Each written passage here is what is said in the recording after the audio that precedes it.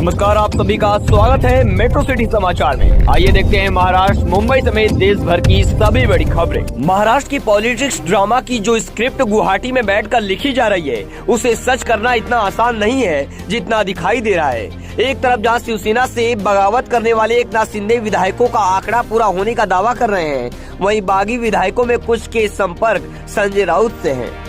ये खबर सामने आई है। दरअसल बागी विधायक 4 दिन से गुवाहाटी के होटल रेडिसन ब्लू में है। वहाँ लगातार बैठकें हो रही है। इसमें शिवसेना के और विधायक तोड़ने की कवायद पर काम हो रहा है। एकनाथ शिंदे का दावा है कि उनके पास शिवसेना के 38 विधायक हैं। सूत्रों की माने तो इनमें से 20 विधायक संजय राउत के साथ संपर्क में हैं। एकनाथ शिंदे इस बात से भली भांति वाकिफ है कि गुवाहाटी में मौजूद कुछ विधायक महाराष्ट्र जाते ही शिवसेना की गोद में जाकर बैठ सकते हैं।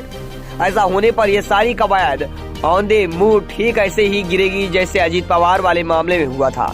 इसलिए वह शिवसेना के कुछ और विधायकों का इंतजार कर रहे हैं। शिंदे चाहते हैं कि उनके पास शिवसेना के ही 42 विधायक हो जाएं, ताकि पहले से मौजूद कुछ विधायक अगर टूटते हैं तो उनका बहुमत का आंकड़ा कायम रहे।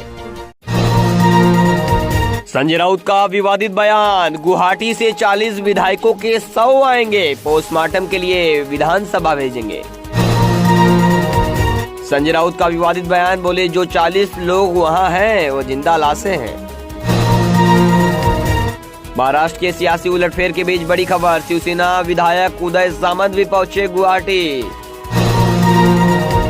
कभी नहीं भरेंगे बागियों के पेट, बंद हो चुके हैं उनके लिए दरवाजे, आदित्य ठाकरे ने कही बात। शिंदे के पास बहुमत पर सत्ता की राह मुश्किल, शिंदे गुट के 20 विधायक राउत के संपर्क में हैं। महाराष्ट्र जाते ही तितर बितर होने का डर। जर्मनी में भारतीयों के बीच प्रधानमंत्री नरेंद्र मोदी, इमरजेंसी पर बोले प्रधानमंत्री मोदी, 47 साल पहले आज के दिन डेमोक्रेसी को कुचलने की कोशिश हुई। उत्तर प्रदेश उपचुनाव में बीजेपी की बड़ी जीत, आजमगढ़ में निरहुआ ने सपा के धर्मेंद्र यादव को हराया। आजमगढ़ के गढ़ में रामपुर में भी भाजपा की प्रचंड जीत। शिंदे गुट के कोर मेंबर्स की अमित शाह और देवेंद्र फडणवीस से हुई चर्चा। शिंदे गुट की याचिका में विधानसभा में शिंदे की जगह किसी और विधायक को शिवसेना विधायक दल का नेता और चीफ व्हिप बनाने को भी चुनौती दी गई। सुप्रीम कोर्ट पहुंचा शिंदे गुट, दायर की 2 याचिका, कल हो सकती है सुनवाई। महाराष्ट्र के मुख्यमंत्री उद्धव ठाकरे सोमवार शाम 6 बजे कोवंड में एक जनसभा को संबोधित करेंगे। शरद पवार ने कहा कि महाराष्ट्र के गृह मंत्री से मेरी बात हुई, बागी विधायकों को पुलिस प्रोटेक्शन दिया गया है, उनकी सुरक्षा पुख्ता है। दुनिया के लिए भरोसेमंद 5G प्रौद्योगिकी समाधान ला सकता है भारत, टेलीकॉम मंत्री अश्विनी वैष्णव। उद्धव ठाकरे सरकार चला सकते हैं कि नहीं, विधायकों के मुंबई लौटने पर ही साफ होगा। शरद पवार के बयान से अघाड़ी सरकार के भविष्य की शंकाएं बढ़ी। योगी का आजमगढ़ कर गया कमाल, बीजेपी की जीत के साथ आजमगढ़ का नाम बदलने की मांग हुई थी। सीएम ने कहा था चुकिएगा मत। 900 वोट के पोलिंग बूथ पर सिर्फ 6 मत पड़े, यह चुनाव नहीं था। रामपुर में सपा की करारी हार पर भड़के आजम खान। रामपुर के बाद अब आजमगढ़ में भी बीजेपी का कब्जा, निरहुआ ने धर्मेंद्र यादव को 7000 से ज्यादा वोट से हराया। प्रवासी भारतीयों से बोले प्रधानमंत्री मोदी, आप भारत की सक्सेस स्टोरी और हमारी सफलताओं के ब्रांड एम्बेसडर। आजमगढ़ रामपुर उपचुनाव में बीजेपी की ऐतिहासिक जीत, त्रिपुरा में भी लहराया परचम, पीएम मोदी अमित शाह समेत कई नेताओं ने दी बधाई। महाराष्ट्र में सियासी संकट के बीच रेडिसन ब्लू होटल में बागी विधायक का बर्थडे सेलिब्रेशन, एकनाथ शिंदे रहे मौजूद। अनुराग ठाकुर बोले साल 2025 तक 4 लाख करोड़ रुपए जनरेट करेगी मीडिया और एंटरटेनमेंट इंडस्ट्री। उपचुनाव में सपा की हार पर बोले अखिलेश यादव, अखिलेश ने कहा कि लोकतंत्र का चीर हरण किया गया है। आजमगढ़ को निरहुआ का संदेश, कहा अपने सपोर्ट किया, अब बाकी काम हम करेंगे। पिछली बार सपा बसपा के साथ मिलकर लड़ी थी, इसलिए बच गए थे, वरना पिछली बार ही बीजेपी बन गई होती सरकार। आदित्य ठाकरे के मुताबिक उद्धव ने 30 मई को एकनाथ शिंदे को सीएम पद की पेशकश की थी। उद्धव की तबीयत खराब है, इसलिए शिंदे इस समय का फायदा उठा रहे हैं। यूपी उपचुनाव के नतीजों पर बोले असदुद्दीन ओवैसी, सपा में भाजपा को हराने की काबिलियत नहीं है। ओवैसी, मुसलमानों को निकम्मी पार्टियों पर वोट जाया नहीं करना चाहिए। असदुद्दीन ओवैसी बोले अपने मुकद्दर के फैसले खुद करे। ओवैसी बोले रामपुर और आजमगढ़ उपचुनाव में बीजेपी ने सपा को हराया। इस वक्त एक बड़ी खबर आपको बता दें, आजमगढ़ जीतने के बाद दिनेश लाल यादव निरहुआ का बयान सामने आया है। सुनिए उन्होंने क्या कुछ कहा। कड़ा टक्कर तो था, मुकाबला आखिरी तक चला, आपने देखा ही, मतलब आखिरी बॉल तक कह सकते हैं कि मैच चला है। लेकिन जनता ने चुना कि कमल खिलाएंगे और आजमगढ़ के विकास के साथ जाएंगे। एक final question, you're a very popular film star. Film stars जब पॉलिटिक्स में आते हैं तो कभी कभी राजनीति पे उतना ध्यान अपने पाते हैं। क्योंकि मेरे पास पूरा समय है, मैंने इसकी बड़े अच्छे से तैयारी की है।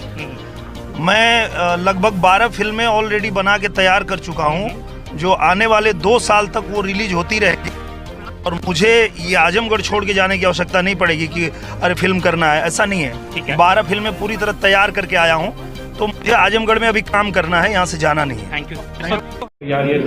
चुनावी नतीजे कहाँ है? चुनाव था ही कहाँ? इसे ना आप चुनाव कह सकते हैं, ना चुनावी नतीजे कह सकते हैं। 900 वोट का पोलिंग स्टेशन और 6 वोट बस्ती है मुसलमानों की। 500 का पोलिंग मोहल्ला है मुसलमानों का, 1 वोट।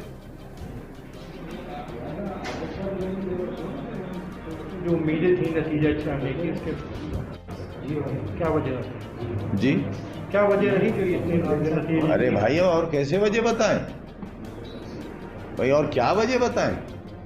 अब आप बिल्कुल नादान बन जाओ, मासूम बन जाओ, कुछ आपको नजर ही नहीं आए, कुछ आपको दिखे ही नहीं, कुछ आप कहना ही नहीं चाहो, बताने ही नहीं चाहो, सिर्फ सरकार की ढपली बजाओ, सिर्फ उनके पैसों पर मौज मस्ती करो, तो क्या बताएं आपको भाई? आपको क्या बताएं?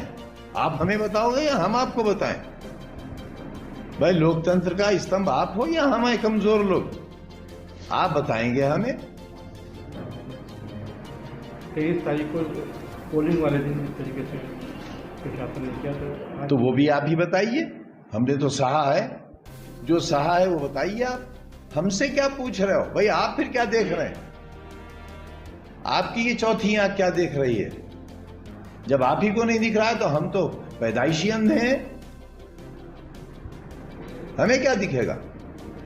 और अंधों ने चश्मा भी लगा रखा है।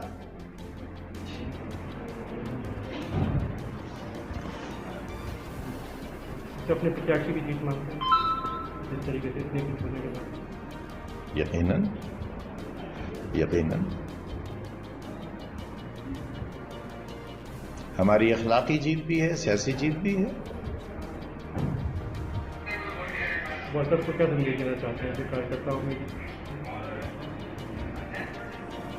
घृणा का जवाब घृणा से न दें।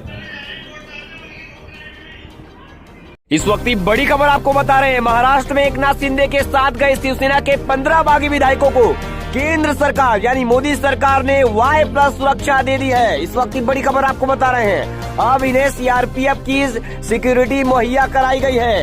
इन विधायकों के घरों पर भी सीआरपीएफ तैनात कर दी गई है। इस वक्त की बड़ी खबर आपको बता रहे हैं, विधायकों के घरों और दफ्तरों पर शिव सैनिकों के हमलों के बाद ये फैसला लिया गया है।